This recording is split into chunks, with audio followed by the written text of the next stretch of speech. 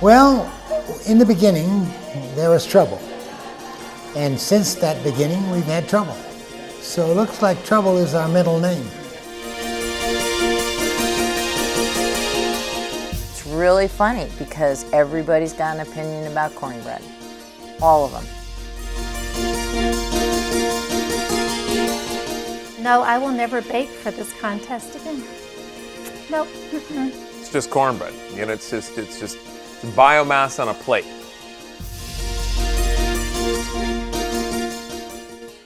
It began because my friend and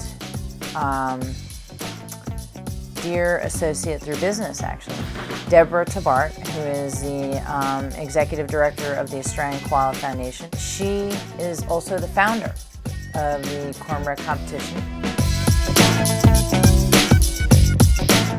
And I'm not sure why cornbread was the one thing that was selected, but she had been regaling us of tales of the Brookfield show, which happens every year in Australia. And from what they tell me, the first year it was Susan, Amy, Dab. Maybe that was it, maybe just the three of them. This is my theory, that they were sitting around at dinner one night, you know, having a few, and she told them about this county fair-like thing that they do over in Australia where people bring in their baked goods and they're judged. And so they just decided, okay, well, we can do that too. Francis is experienced. He's been with the judges all along. I think they did ask me if I wanted to bake cornbread for it, and I'm not much of a cook or anything, so I declined. And they needed a judge at that point, and so I volunteered for that because I love eating, especially cornbread. That's I always loved cornbread. I think he's even-headed, even keeled is a better way to put it, but also an excellent judge. You know, I wouldn't question Francis's decision. Like, I hate coconut. If somebody entered a coconut-flavored cornbread, I wouldn't say you can't enter it.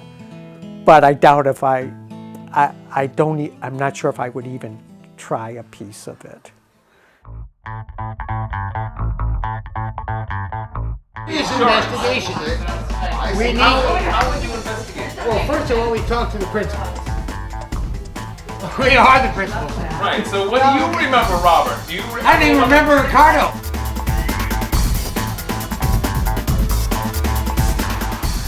Is he the head judge? That's another point of contention. He's self-appointed, I think, yeah.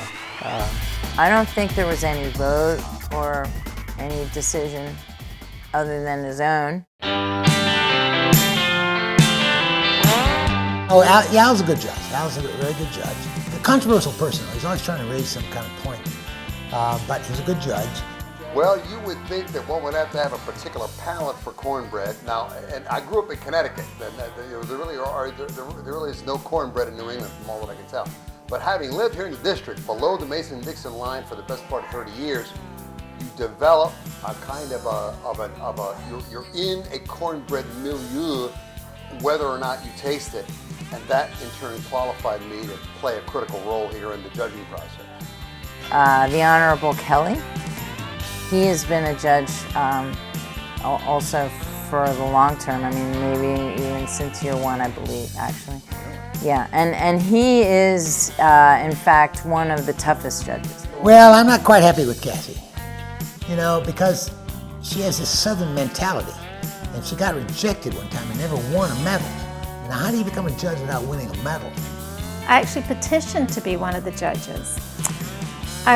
Scott, I was very excited to hear from my new boyfriend that there was a cornbread contest. I was like, I will be so impressive. I make the best cornbread in the world. Well, I did everything right, made my grandmother's cornbread recipe, took it to the cornbread contest, and got no votes.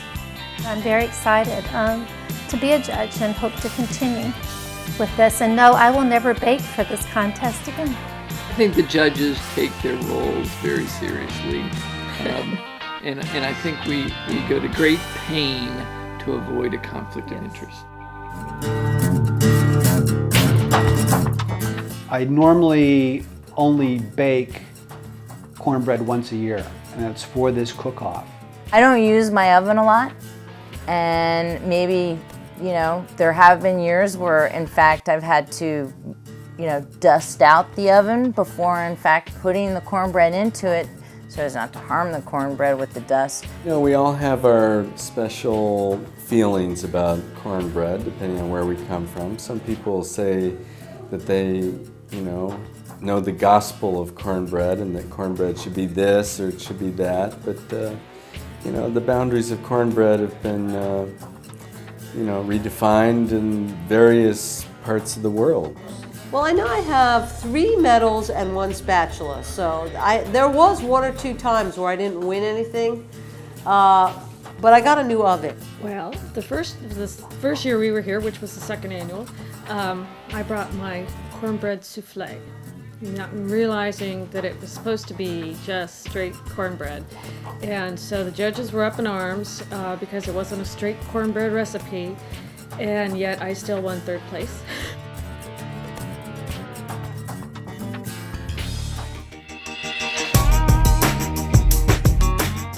Ah, yes. Oh my God.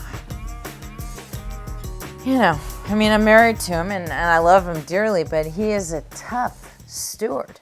I mean, you are 1 minute late and...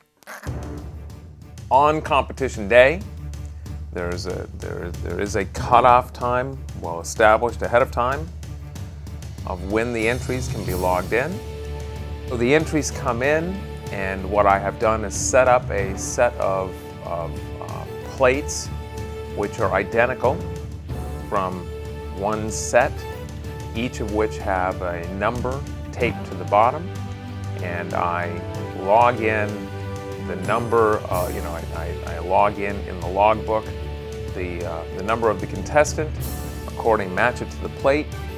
They put out the cornbread on that plate, and then after everybody's logged in, all of the plates get carried over to the actual judging area at the same time. So essentially what you've got is,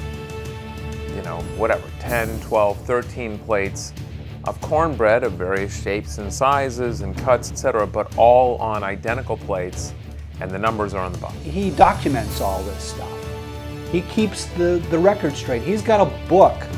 He was in 2006. He was in. We don't know that. All we know is you see the V Poland entries. He was in. He won fucking second place here, all right? The first couple of years, nobody kept a record. So, the first 2 or 3, are sort of steeped in mystery.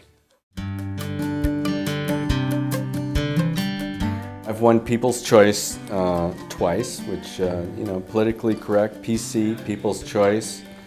Very proud of, it's not the judges who, feel that they know the boundaries of real cornbread, decided that my version of cornbread did not meet that strict definition. So the second category, which is the People's Choice or the creative cornbread category.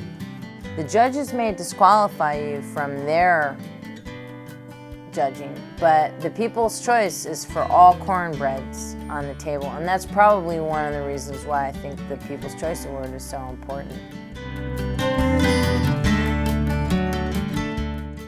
One of the controversies that has afflicted the judging process is the ingredients, so that there have been an array of international disputes about exactly what ingredients were being used in the making of the cornbread.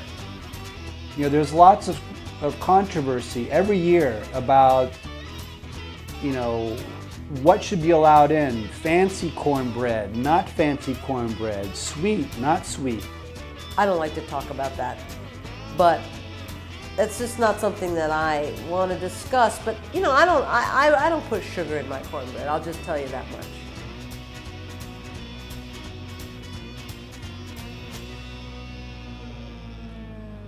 I don't. I don't put sugar in my cornbread. Southern cornbread is not sweet. No sweetness. Savory. I like a savory bread. You know, we had a number of emails About the among the sweet, judges yeah. and among the competitors this year about There's a that lot of aspect emails flying of this sugar year. and sweetness. So this last year, which is the 7th, I think, competition, we decided to just hold it there, go first, second, third place for reasonable, reasonable, normal cornbread. And then there would be People's Choice, which you can, if you choose to enter in that category, there's only one medal, and you can put anything in it you want. The first several years of the cornbread, the awards were cardboard. When Robert Cole, another key contributor to the cornbread competition, made the medal awards, that's when the pressure and the international acclaim of the awards really began to take hold. They're very small, and I have to put first, second, and third place. In my first ones, I would use my MIG, and I would write with bronze. And then he started making bronze and stainless steel medals. Certainly having real medallions to take home at the end of the day, I think validated what we were doing. I mean, now, as you can see, the pressure, the extraordinary sort of attempting to produce cornbread in the glare of the spotlight really was its genesis of that atmosphere was the medal awards, from all that I can tell.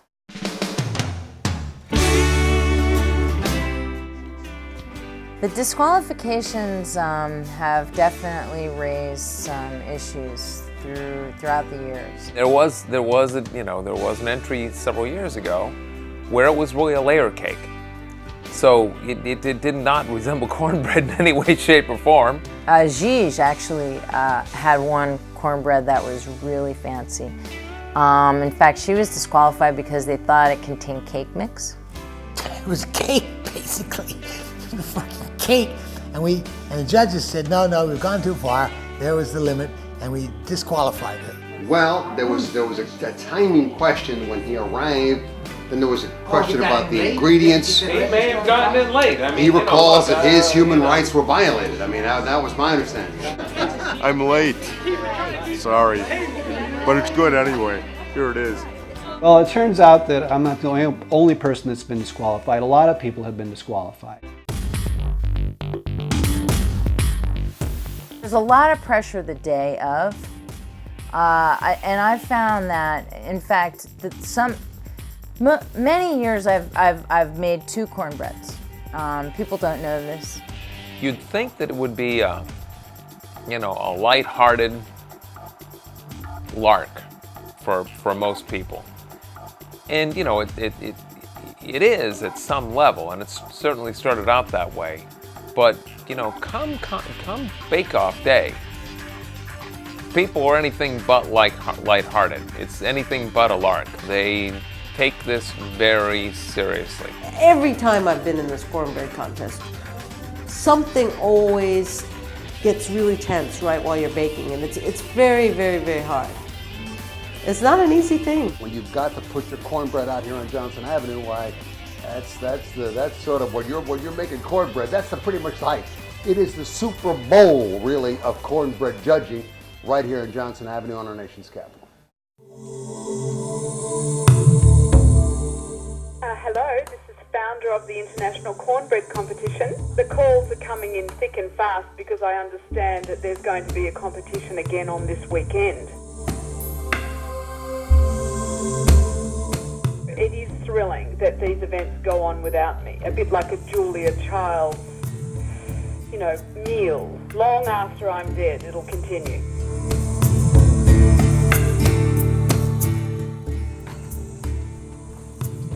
These are the medals. I'm the head judge.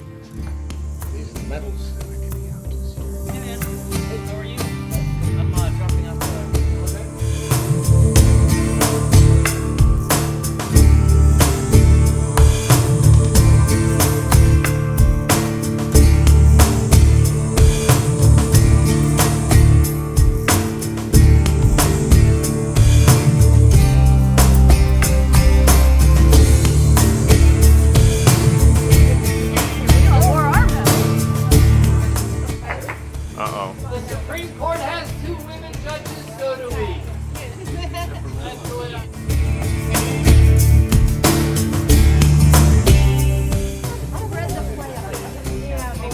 I turn over all responsibility now to the head judge and the judging panel.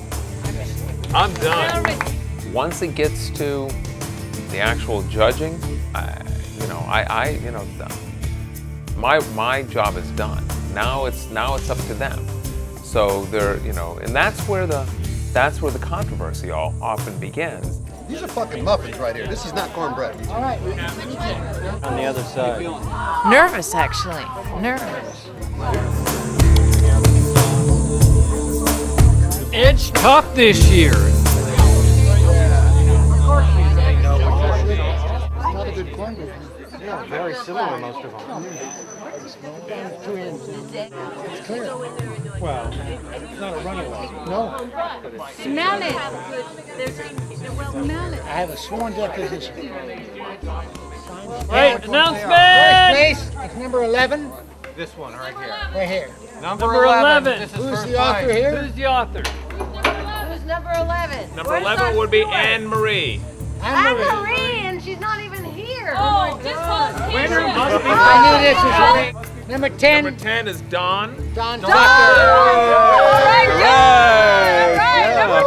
I think you should be number 1. Anne-Marie's not here. Number 4. Number 4 is Pat. Hey, all about number 3. Oh, wonderful.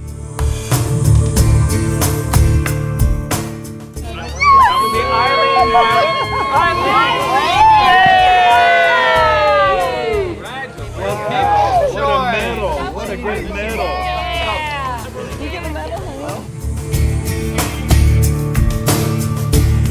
Anna Marie, I have to ask you a question though. Do you have cheese in you? Don't answer, don't answer, don't answer. Well, you have to answer. This is has to be a big investigation. No, because we have. No. She's not a judge. You see this medal here? Yes. This is authority. Now this is an inquisition, or we're going to have a big Show blow-up. me the rules of the.